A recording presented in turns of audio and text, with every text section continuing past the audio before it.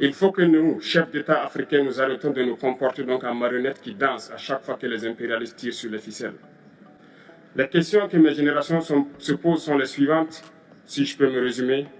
C'est de ne pas comprendre comment l'Afrique, avec tant de richesses sur notre sol, avec une nature généreuse, de l'eau, du soleil en abondance, l'Afrique est aujourd'hui le continent le plus pauvre. L'Afrique est un continent affamé. Et comment se fait-il que les chefs d'État traversent donc le monde à mendier? Voici des questions que nous nous posons et que nous n'avons pas de réponse jusque-là. Nous avons l'occasion de tisser de nouvelles relations. Et j'espère que ces relations puissent être les meilleures pour donner un meilleur avenir à nos peuples. Ma génération me charge aussi de dire que, par ce fait de pauvreté, ils sont obligés de traverser l'océan pour essayer de rallier l'Europe. Ils meurent dans l'océan. Mais que prochainement, ils n'iront pas traverser parce qu'ils viendront devant nos palais pour chercher leur pitance quotidienne.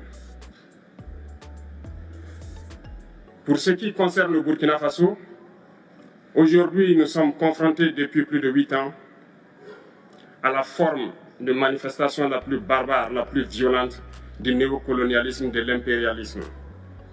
L'esclavage qu'on tend encore à nous imposer. Nos dévanciers nous ont bien appris une chose. L'esclave qui n'est pas capable d'assumer sa révolte ne mérite pas que l'on s'apitoie sur son sort. Nous ne nous apitoyons pas sur nos sorts, on ne demande pas que quelqu'un s'apitoie sur notre sort.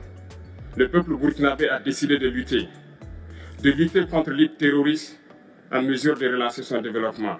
Dans cette lutte, des vaillants peuples, des vaillantes populations se sont engagées à prendre les armes face au terrorisme, ceux que nous avons affectueusement appelés les VDP, des volontaires. Nous sommes surpris de voir les impérialistes traiter ces VDP de milices et de tout type. C'est décevant, parce qu'en Europe, lorsque des peuples prennent les armes pour défendre leur patrie, on les traite de patriotes. Nos grands-pères ont été déportés pour sauver l'Europe.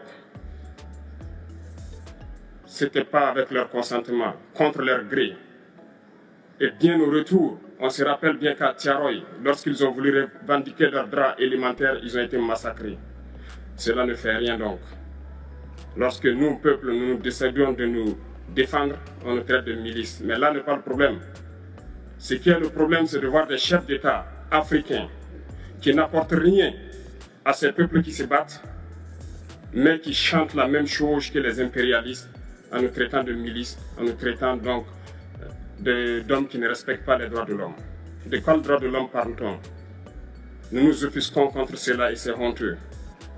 Il faut que nous, chefs d'État africains, nous arrêtons de nous comporter donc en marionnettes qui dansent à chaque fois que les impérialistes tirent sur les ficelles. Hier, le président Vladimir Poutine a annoncé donc l'envoi de céréales en Afrique. Nous sommes bien contents. Nous lui disons merci pour cela. Mais aussi, c'est un message passé à nous, chefs d'État africains, parce qu'au prochain forum, nous ne devrons pas venir ici sans avoir assuré, pour ceux qui ne connaissent pas la guerre, l'autosuffisance alimentaire de nos peuples.